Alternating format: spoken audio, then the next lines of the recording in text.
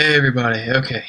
Going to show you how to do something that, honestly, I'm just doing this because I've looked around for it on YouTube out of curiosity and I haven't seen anything explaining how to do it properly. So I've seen a few, but they haven't been very clear, and it's kind of bothered me. And this is just something I learned to do a long time ago when I was really friggin' geeky. And I'm still geeky, but this is something some people have asked me to show them how to do. So I'm just going to put a video out here showing everybody how to do it, and that way I can say, hey, look at my YouTube video. I don't have to sit here and explain it to you anymore. So here it is. I'm going to show you how to write Tengwar. And I don't mean like that, like I just showed you how to write the word Tengwar. I'm going to show you how to write J.R.R. Tolkien's I hate to use this word, Elvish writing system. There's a writing system for the, let's use the right one.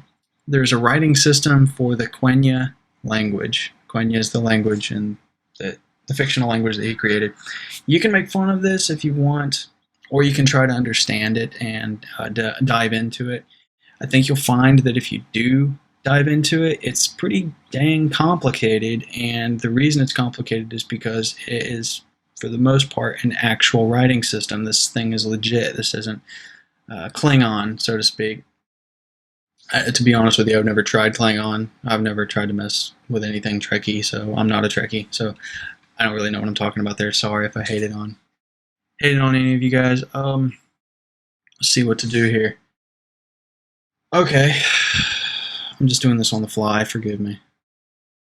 You first of all, when somebody sees junk like this is not a language. People go, oh my gosh, what language is that? This is not a language. This is called a writing system or a script. Every language on Earth, I believe every language on Earth, has a writing system associated with it.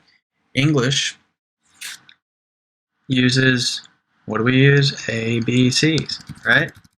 Have you noticed something? Spanish uses what? ABCs. They got occasional odd nomenclature, but that's not familiar with us. So our writing system, but we all pretty much use the same thing, at least Europeans and North Americans do. You go to other parts of the world, you're going to see other screwy writing systems like Yiddish. We write from left to right. Yiddish, write from right. Yiddish, sorry. The people in that part of the world typically write from right to left. So that's something that we're not familiar with. All these things are the direction that you write and the way that you use the writing system is typically associated with a part of that writing system called the mode. I will show you how to use the Tengwar mode for the English language. I'm not going to go into a lot of detail of why this stuff looks the way that it does, although every single line, the length of the line, the curve in these symbols all have meanings. They all have linguistical meanings associated with what's going on in your voice box, your aspiration, what your mouth is being shaped like as the words are being said. You can tell all of that based off these symbols. So don't make fun. This is semi-complicated, and it takes a little bit to understand in great detail. So anyway, let's get started. I'm going to do this in a simple enough way that most people can understand. What I'm going to do is I'm going to pause the video and come back. I'll show you what I got for you. Okay guys, first of all, excuse the cramped nature of this. I'm just doodling this out. I probably could have gone out and found some freaking fonts and put into Excel or something, like one tutorial I saw, and actually lay this out pretty formally and nicely, but I didn't, so here we go. I'm just doing this on the fly. One thing that you need to know about Tengwar is it's what's called a phonetic writing system, phonetic script. What I mean by that is the symbols are reflective of the sounds. The symbols represent sounds. That's something that some languages people, for example, let me try and use an example here. Well, I think we're all pretty familiar with the English language. We don't know, we have a hard time pronouncing words that are spelled odd. And what do I mean by that? Like if you use the word there, it sounds, see, before I said it, you had no idea which one I was using. I could have been using that form.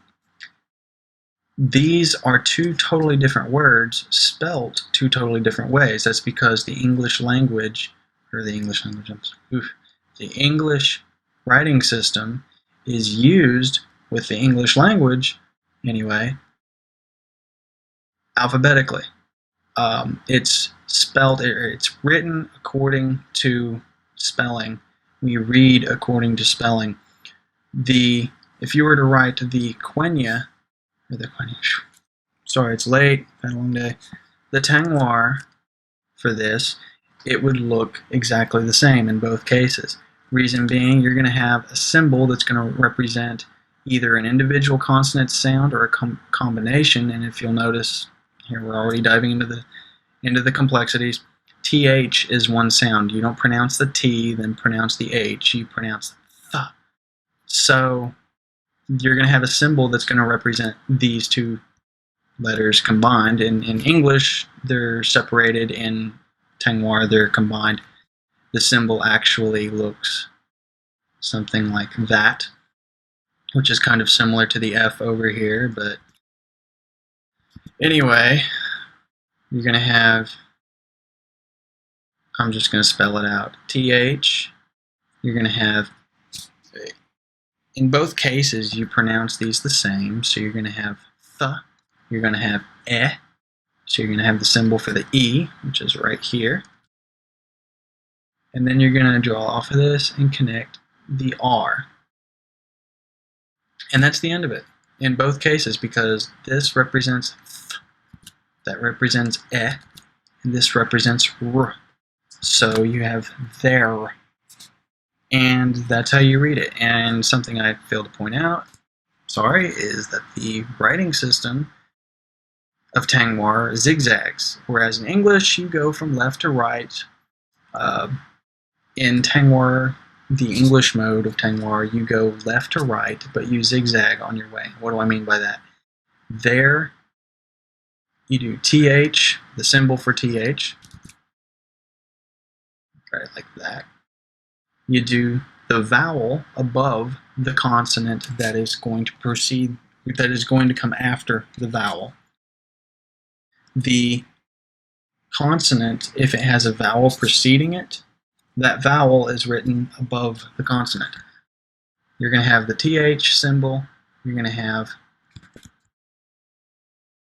symbol for your R, if you will. I'm using really bad language here, referring to all this. This is really vague and simplistic. So you're going to have your symbol for TH, you're going to have your symbol for your R, and then you're going to have your symbol to represent your E sound up here. So it's going to zigzag. And zigzagging, I mean you read from bottom to top to bottom, and if there were another sound coming after the R, you would go back to the top and down to the bottom again.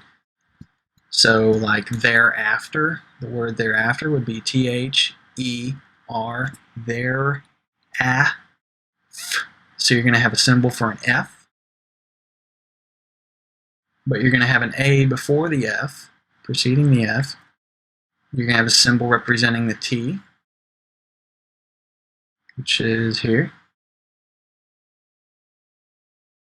And that comes after the F, so there's no vowel up here.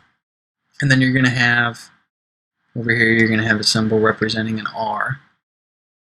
And you could probably go ahead and crunch the R on there without having to put a vowel before it, because the reader would know to go there, after. The E is silent. So you could go ahead and crunch the R on there, and the reader probably wouldn't necessarily need the E. You can choose to do these phonetically, or you can choose to go by spelling. Occasionally, by the way, you can, if you want to go by spelling here, you can do the TH symbol Right here you can do the TH symbol, E, R. You can do the other E below the R. This is for symbols that don't have junk down below, like over here on this L. You couldn't do a letter, you couldn't do a vowel after the L because it would get all crunched in. Like right now I'm going to try and do the A symbol under the L. It'd get all crunched in below there, and you just don't do that. It's not good practice. So anyway, you do TH, E, R, your symbol for your E, then you do your A, then you do your F, then you do your T, then you can do, if you want to, do your silent E down here,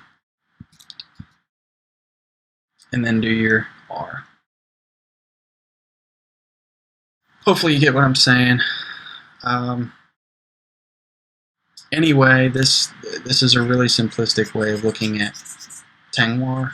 Just take it with a grain of salt. Why did I just use that? I think that means forfeit everything I've said. Don't pay attention to it. No, don't listen to what I've said. This is good stuff. So you've pretty much got everything you need right here if you want to be simple with it. And let me see, how am I doing? Yeah, I got to wrap this up. One last thing to talk about are diphthongs. And in case you don't know what that is, a diphthong in English, well, a good example is there. That is a diphthong. It's two vowels right next to one another. Occasionally you're going to have to write a diphthong in Tengwar, and the way that you can represent that is they have specific diphthongs that they would use, like when we have owl sound, owl, like in out, the word out, we have out. You do that symbol and you put an O over it, and you put a T. That right there on the left side, that is the symbol, the diphthong combination representing the sound ow. So like if you were German, there's a German mode, and you were writing Auschwitz, I'm very sure that the symbol in that writing system for Tengwar, for the German language, is that you would put ow, and then you'd put the rest of the symbols for Schwitz. Really vague here. Okay, last thing, notice there's two symbols right here, Q and X and Z and H and C.